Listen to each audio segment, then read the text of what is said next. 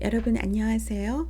이번 시간에는 연구 문제와 가설에 대해서 공부해 보도록 하겠습니다. 자, 주요 용어는 제가 본문에서 자세히 설명해 드리도록 하겠습니다.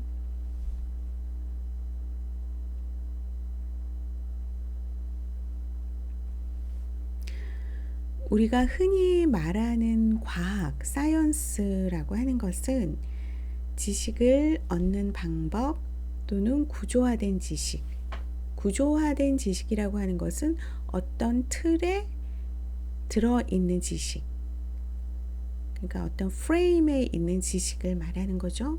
그 자체를 의미하는 것이에요. 그렇다면 연구란 아직 알려지지 않은 현상이나 의문점에 대해서 타당성 높은 해답을 얻으려고 과학적으로 탐구해가는 과정이라고 할 수가 있습니다. 그렇다면 모든 문제가 연구가 가능할까요? 그렇지는 않죠.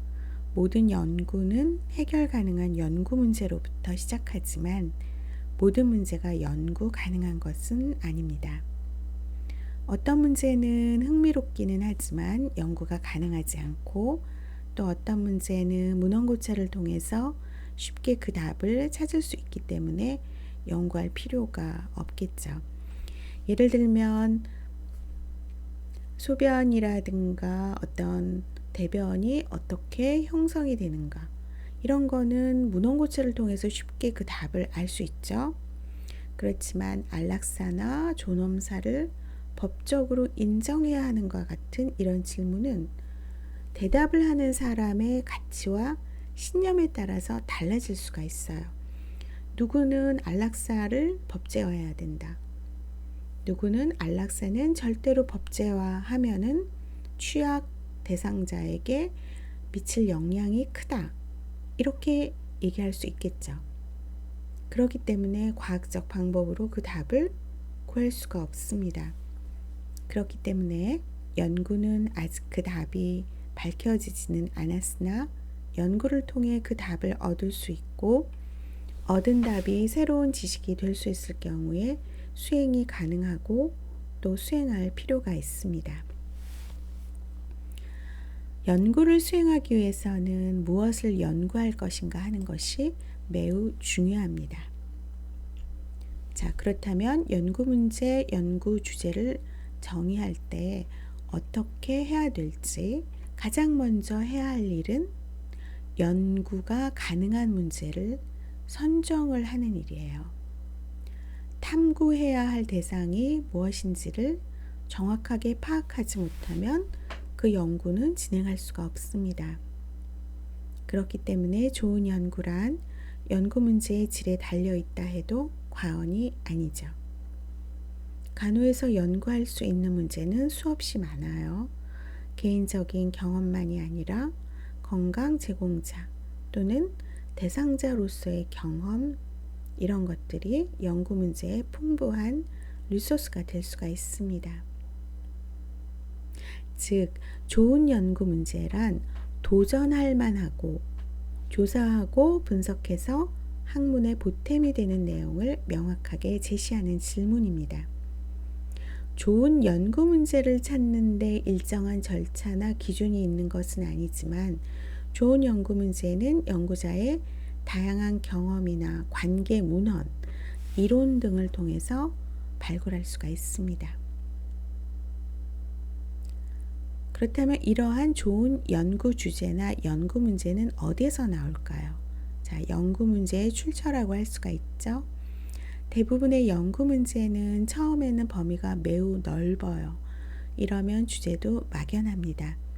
연구 문제 선정은 창조적인 과정으로 상상력과 통찰력, 지혜를 필요로 하죠. 처음에는 그저 흥미있는 분야에 대해서 편안하고 또 개괄적인 수준으로 아이디어를 모은 다음 연구자의 흥미, 이미 밝혀진 지식 수준, 실무에서 필요로 하는 연구의 필요성 등에 따라서 연구 주제를 분류하고 연구 가능한 문제로 주제를 좁혀나갑니다. 그러면서 최종 연구 문제를 선정하는데 연구자가 가장 많이 이용할 수 있는 연구 문제 출처로는 다음과 같은 것들이 있어요. 첫 번째가 연구자의 경험입니다. 간호사가 실무에서 임상이나 지역사회에서 간호를 제공하면서 겪는 다양한 경험이 연구 문제의 중요한 출처가 될 수 있습니다. 실무자가 실제로 간호사이건 학생이건 교육자이건 행정자이건 간에 실무를 수행하다 보면 주어진 상황에 맞춰 단순히 기능적으로 업무를 수행해야 할 때가 있습니다. 그렇지만 상황에 맞게 창의적으로 문제를 해결해야 할 때도 있죠. 이 일은 꼭 이렇게 해야 하나? 다른 방법은 없을까? 이 일을 어떻게 처리하는 것이 더 효율적일까 하는 의문을 제기한다면 이것이 바로 연구 문제를 발굴하는 시작이 될 수 있습니다. 간호행위, 우리가 하는 간호행위는 간호 연구의 아웃컴, 결과에 근거해서 수행되어야겠죠. 하지만 한번 우리가 하는 임상의 간호행위라든가 그런 것들을 보면은 과학적 원리에 근거한 것도 있지만 직관이나 관습에 의해 수행되는 경우도 있어요. 과거 대부분의 간호행위들이 전통적으로 전해지는 방식의 의문을 제기하기보다 일종의 원칙처럼 여기고 아무런 의심 없이 받아들였기 때문에 이렇게 직관이나 관습에 의해서 수행될 수 있다는 거죠. 그렇기 때문에 간호행위가 합리적인 근거에 의해서 과학적으로 수행되기 위해서는 이를 뒷받침할 만한 연구들이 많이 수행되어야 합니다. 예를 들어 중환자실에 근무하는 간호사가 인투베이션, 기관지 삽관이나 어떤 튜브를 가지고 있는 환자를 간호하게 되면 오랄 케어에 관심을 갖게 되죠. 그러면 말기 에이즈 환자가 있고 항암요법을 받고 있는 암 환자 등이 있을 경우에 이 두 환자 그룹 간의 구강간호의 공통적인 절차도 필요하지만 환자마다 다른 차별화된 절차도 필요하겠죠. 이러한 의문점, 의구심을 갖는다면 이게 바로 연구 문제의 시작이 될 수가 있습니다. 이때 연구자의 실무 경험은 연구 결과가 실무에 제공할 수 있는 혜택 여부를 판단할 수 있게 하기 때문에 실무 경험이 많거나 실무를 관찰할 기회도 많은 연구자일수록 연구 문제를 찾아낼 확률이 높습니다. 하지만 아무리 실무 경험이 풍부하고 관찰할 기회가 많은 연구자라 할지라도 과학적이고 비판적인 시각으로 실무를 바라보지 못하면 연구 문제를 찾아낼 수 없겠죠. 자, 여기서 비판적인 시각은 뭘까요? 블레임, 비난이 아니에요. 바로 크리티컬 싱킹이라고 할 수가 있죠. 그 다음 두 번째가 문헌 고찰이에요. 간호문헌 역시 연구 가능한 문제를 찾아낼 수 있는 가치 있는 자원일 수가 있습니다. 특히 처음 연구하는 초보 연구자에게는 더욱더 문헌 고찰이 필요합니다. 관계 학술지나 연구지를 읽으면서 관심 있는 주제를 찾아야 하죠. 다른 연구자가 어떻게 연구에 대한 아이디어를 얻는지, 반복 연구를 수행함으로써 새로운 사실을 얻을 수 있는 연구는 무엇이며 기존 연구에서 추가적으로 연구 문제를 개발할 수 있는 것은 무엇인지 등을 알아내기 위해서는 출간된 논문만이 아니라 출간되지 않는 학위 논문들을 포함해서 모든 간호 연구의 결과물을 검토해 봐야 합니다. 그래서 연구 보고서 중에서 마지막에 제언이나 제안하는 부분이 있어요. 이런 거는 앞으로 필요한 연구 문제를 찾아내는데 많은 도움이 되죠. 또 논의 부분, 디스커션 부분도 앞으로 연구되어야 할 연구 문제나 방향에 대해서 간접적으로 시사하는 바가 크기 때문에 이 부분도 세밀하게 읽으면 연구가 필요한 부분을 찾아낼 수 있을 것입니다.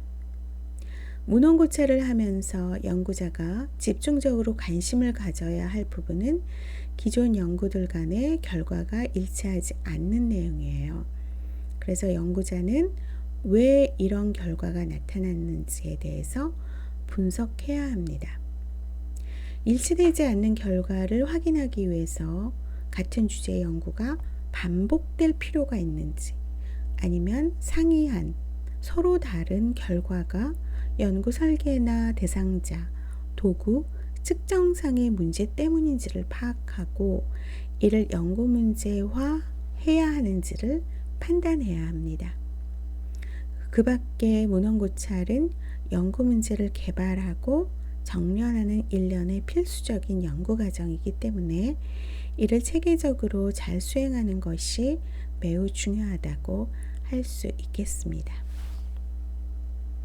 그 다음 세 번째로 중요한 연구 문제 출처는 간호학도 들어가지만 다른 관련 분야에서 이미 개발되었거나 인정된 이론이나 구성 개념들을 말하죠. 이론은 실제 문제나 상황을 보여주진 않습니다.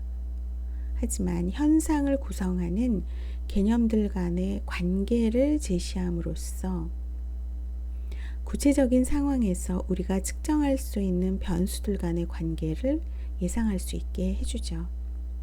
그렇기 때문에 이미 타 분야에서 검증된 이론이나 구성 개념들 간의 관계가 간호실무에도 적용될 수 있을 것인지 여부를 확인하기 위해서 각기 다른 실무 영역에서 다양한 차원으로 연구가 수행되어야 합니다. 연구자가 연구 문제를 경험에서 찾든 문헌고찰에서 찾든 결국 그 바탕은 이론에 근거할 수밖에 없어요. 이론은 연구 문제를 찾아낼 수 있는 매우 유용한 출처가 되지만 이론에서 연구 문제를 도출하기 위해서는 연구자가 해당 이론을 충분히 알고 있어야 됩니다. 그래서 이론과 연구와 실무는 서로 관련성이 있다고 할 수가 있습니다. 네 번째는 기타 출처입니다. 국가나 기관이 재정적으로 후원하는 연구 주제의 순위에 의해서도 연구 문제가 영향을 받을 수가 있기 때문에 재정적으로 후원받는 연구 주제들이 우선적으로 수행되어야 하는 연구 문제로 고려되곤 하죠. 그렇기 때문에 정부나 학술재단, 기타 다양한 연구재단들이 후원하는 주제가 우선적으로 연구 문제로 선정되는 경향을 설명해 주기 때문에 정부나 학술재단, 연구재단들이 후원하는 연구 문제가 출처가 될 수 있습니다. 자, 이번 강의는 여기서 마치도록 하겠습니다. 감사합니다.